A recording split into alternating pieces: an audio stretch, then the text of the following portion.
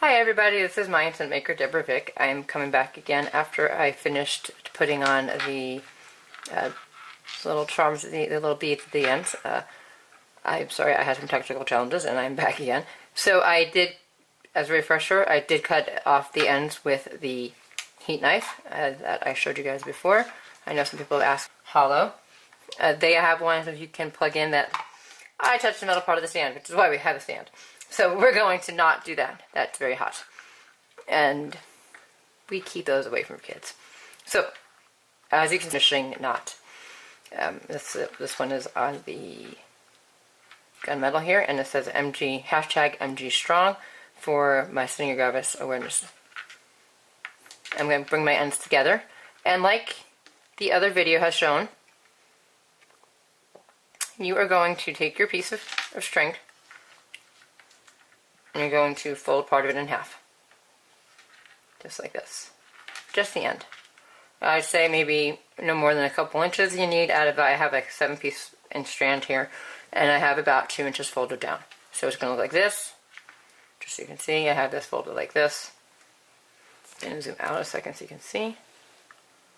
So I have it folded like that. And then I take that, fold it again, and I bring it over my strands. Now, if you're going to have finishing beads like I have, make sure your finishing beads are at the ends. Then you take your folded piece, and you hold it right up. Again, so you make a loop with one end, and you have both of the other ends, the short piece and the long piece, on the other side. What you're going to do is you're going to take this long piece, and you're going to wrap it around everything once. And then you're going to wrap it around again, but now, instead of wrapping it towards the side where the short end is, you are going to keep unwrapping it, but towards the side with the loop. Now, sometimes it gets a little tricky, and you just got to hold it tight. Remember, you're taking the string, and you're wrapping it around all of them. And you just keep on wrapping it.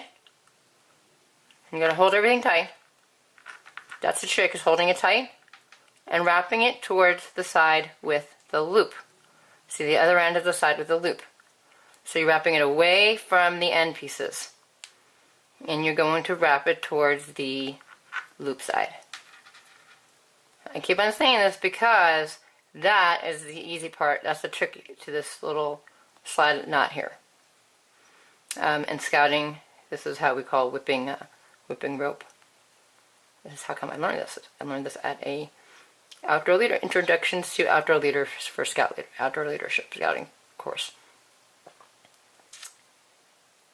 So now when your string gets a little short, or you get your slip knot to the length you want it, you're going to take this little loop here, you're going to take your end, you're going to slide it through.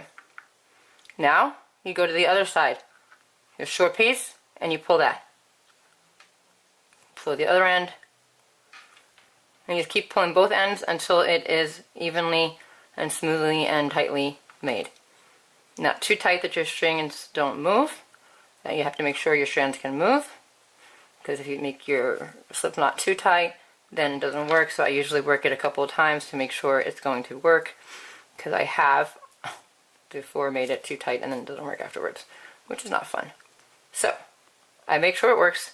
I do pull it, make sure also to pull it nice and tight on the end so that it gives a nice clean look to it.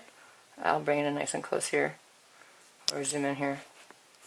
Actually, the other direction. See if this can focus on here.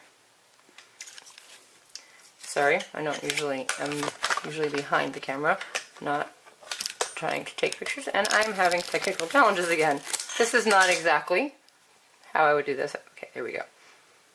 So you can now see that I pulled it through where the loop is, and I pulled it nice and tight, and you can see it has a nice finished look to it. Didn't have to pull any strands through, didn't have any loose threads, just pulled it nice and tight. That's the trick. That's how I find it's pretty simple that way. Again, this was something that I learned actually through scouting, and that's why I find this method the simplest. I have seen people who have used a floss method on YouTube. It works, I'm sure, but it just seems more challenging and it has to be done. Now, this is where my heat knife comes in, because I heat seal it and cut it at the same time, which makes it really nice and clean looking. So what I do is I pull back the end piece here like this little piece right here.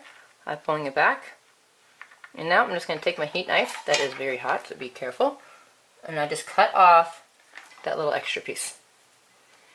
And because the heat knife is very hot, when it cuts it, I cut towards the slip knot, not towards the strands of the bracelet, but towards the slip knot.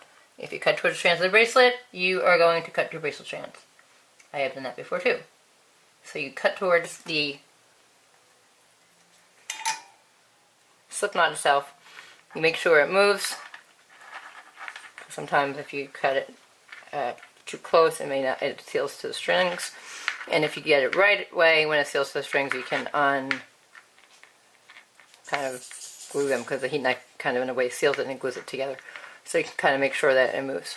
Once you get one side done, and you can see that it moves well, you go to the next side. This one, because it's a strand that was originally inside,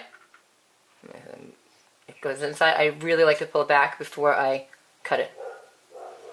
So here I will pull it back, and then I will cut it. And sometimes when I'm really concerned about it, I cut it right directly up against the material that I'm using for the my slip knot, so that it goes right against the slip knot. Now, because of this wax polyester string type thing here from My Intent, and also any kind of other similar good wax material, it's going to melt when it cuts. And it seals it. And that's all there is to it. Now you have a nice, clean looking, see that? Nice, clean looking, clean edges, smooth edges. That's not going to come undone. I've never had any of my slip knots come undone. I've used both of the slip knots for closures as well as the macrame stitch. I've not had either one come undone. If you want to, you can always use your heat knife and seal these down. You cut these down a little bit more, these end knots. But either way, you now have your simple slip knot on top of the knotted bracelet. And there you go. I hope that was helpful. And if you have any questions, please feel free to ask me. I will be happy to answer them. And maybe in the future, if people need it, I will do a live video. This is upside down. Okay, let's try that again. There we go. Now hopefully you can see this in a little bit better. There's my stamping, and there is my bracelet. Happy stamping and happy bracelet making. So have a great day. Bye-bye now.